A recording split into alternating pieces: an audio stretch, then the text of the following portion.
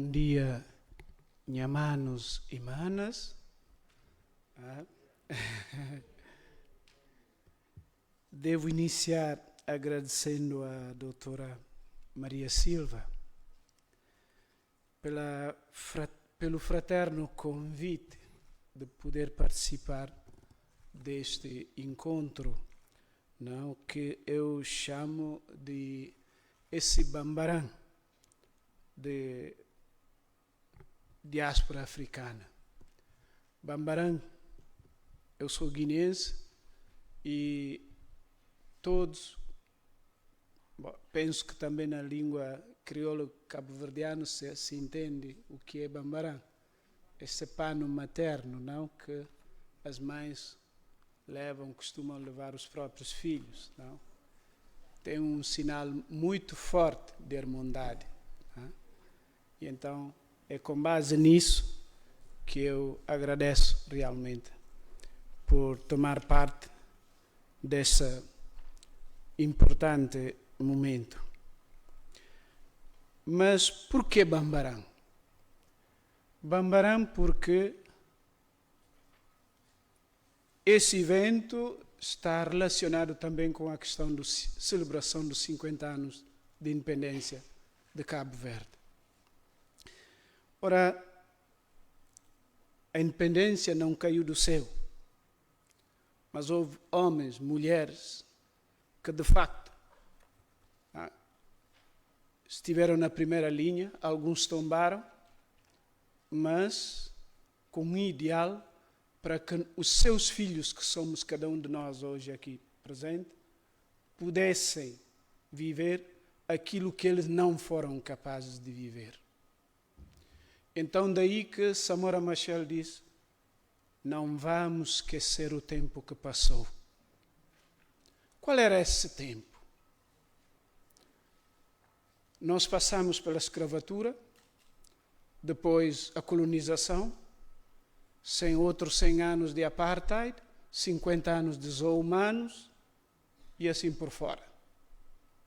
O processo da independência foi uma luta para a restituição de história e historicidade às sociedades africanas, que eram considerados, de facto, ahistóricos, no sentido que não têm história. Por quê?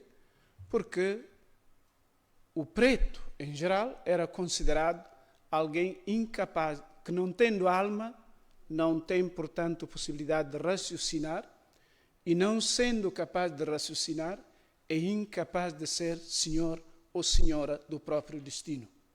Era necessário, então, que o único senhor da história, que na altura se consideravam os europeus, pudessem, efetivamente, tomar parte e ocupar-se destes, que Fabien Ebussi-Bulaga usa esta expressão, estes animais, não, tão próximos do homem, mas não são.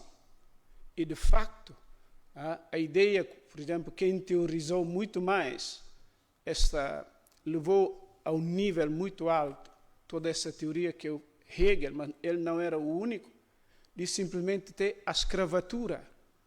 Para nós, europeus, que admiramos e amamos tanto a liberdade, a escravatura é uma coisa honrosa, mas é a única forma possível de poder educar essa gente e tentar tirá-los do sono, da escuridão do sono da infância no qual dormem.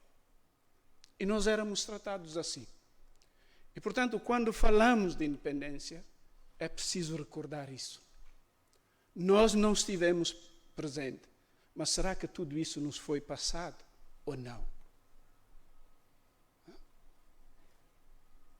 Há quem nos recorda sempre que os antepassados, um pouquinho como a costa que nós levamos, que não é simplesmente para estar firme e mostrar que não, é uma forma de mochila que nós trazemos, para nos recordar que a vida nunca iniciou conosco. E há sempre por detrás de nós esta voz que nós dissemos são os antepassados, que nos dizem incessantemente: eu sou o teu ontem e parente do teu amanhã no hoje. E o futuro depende sempre do teu ontem. Ora, quanto, efetivamente, nos discursos que estamos a fazer, esse ontem, efetivamente, é encarado com a mesma perspicácia que nós encaramos o nosso hoje para amanhã. Eu sou da Guiné-Bissau, vocês sabem já o que é que acontece, não? E para dizer isso. Entretanto, houve gente que pensou, a partir, sobretudo, de 1945 a esta parte, os africanos discutiram muito sobre essa matéria, que é a questão da própria identidade.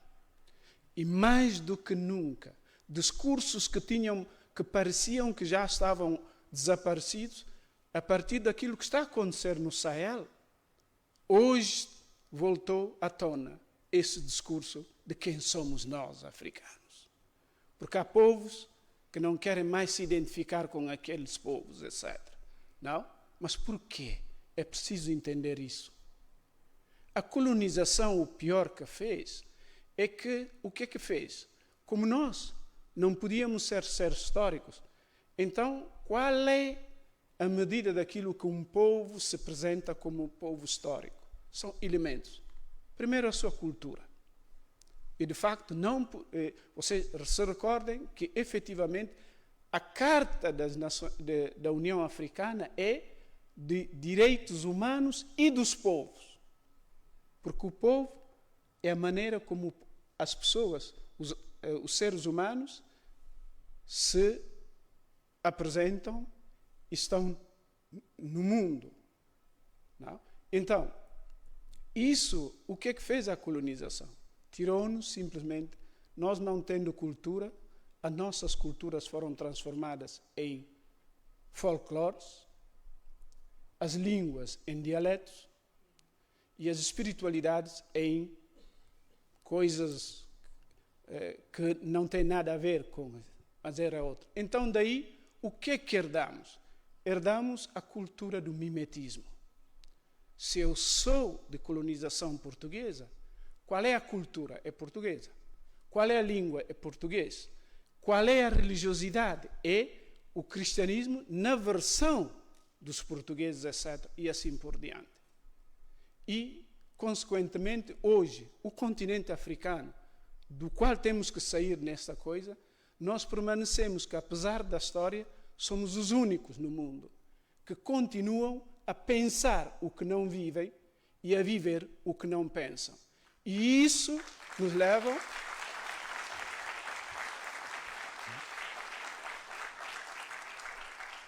e isso faz com que nós sejamos hoje, no terceiro milénio, os únicos que são constantemente,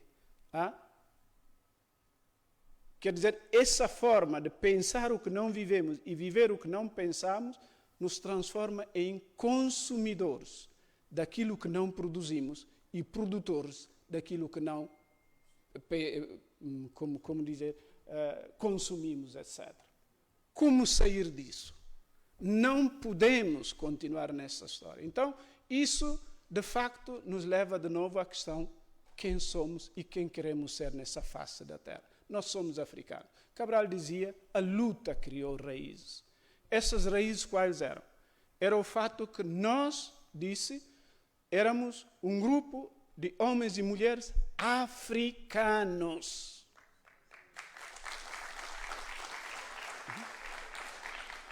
Somos um grupo de homens e mulheres africanos que, como seres humanos, como qualquer outro povo do mundo, não podíamos aceitar o que estava. Tínhamos que mostrar que também nós não gostamos de ser maltratados, etc, etc. E éramos capazes de nos organizar como povos, etc. Então, nós, a Guiné e Cabo Verde, foram independentes porque, efetivamente, todo o continente africano queria essa independência. E eu, que estou na diáspora, Sudão, em 64, foi o primeiro país onde se organizou a primeira conferência internacional para sensibilizar ao mundo sobre os problemas das ex-colônias portuguesas. Hoje o Sudão está naquela situação. Quem em Angola, em Cabo Verde, na Guiné, E Moçambique e São Tomé e Príncipe sentem que o problema dos sudaneses é seu problema. Entretanto, termino aqui porque realmente não quero tirar muito tempo. Como recuperar essa dimensão? Nós fomos independentes porque toda a África queria ser independente. Qual é a situação hoje da Guiné-Conakry? Mas quem de nós se sente que os problemas da Guiné-Conakry são problemas, sobretudo para nós guinenses e cabo-verdianos? Então, se quem está no lugar, devido a tantos problemas, não pode pensar nisso, mas nós da diáspora não podemos não sentir esses problemas como problemas nossos. Porque aqui as pessoas estão a lutar com a vida, mas nós lá somos já de outro horizonte. E, de facto, dali queria dar este modesto contributo também de reflexão sobre, afinal, o que é a diáspora. É uma questão exclusiva daqui? Não. Porque, se vocês vão ver, essa África do qual Cabral nos recorda, que a luta criou raízes, como é que essa África nasce? Nasce nos barcos e nos navios da escravatura, etc., etc. O primeiro lugar onde se pensou os problemas africanos não é no solo africano, mas nas Américas, os filhos dos escravos, etc. E depois dali se formou aquilo que é o panafricanismo, e do panafricanismo depois a negritude, e via depois até os palopes terem dado um contributo muito original, cuja história ainda não conhecemos muito, etc. Não? Porque a tendência é de politicizar tudo e o potencial que isso tem ainda não fomos capazes de discutir muito, com calma, esses valores da luta de libertação, do processo da luta de libertação dos palopes. Que, recordo, a última vez que eu fiz uma entrevista com o Marcelino dos Santos, ele disse assim: olha, para nós, Angola, Cabo Verde, Guiné, Moçambique, São Tomé e Príncipe, o importante é nunca esquecer que o processo da luta de libertação foi um momento de construção de valores humanos para a construção futura de futuras pátrias humanas.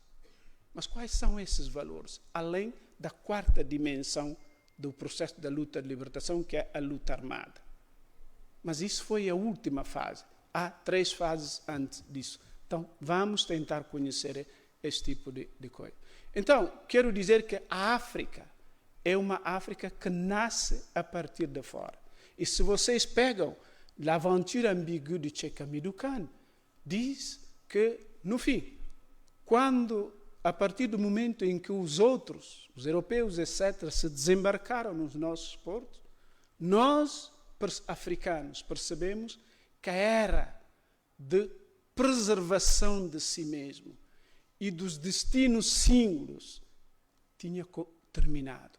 De agora em diante, teremos necessariamente o mesmo futuro, queiram eles ou não. Porque de agora em diante, o único verdadeiro desafio para nós que se põe é a escola dos outros, quer dizer, a cultura dos outros. E, de facto, os Cabrais, essas gentes que nos trouxeram a independência, são esses que foram mandados à escola do outro. E o povo costuma dizer na minha terra, de vez em quando, é preciso que os pais ponham os filhos nos ombros para lhes habituar a ver mais longe do umbigo dos próprios pais. Mas eles foram capazes de ver mais longe,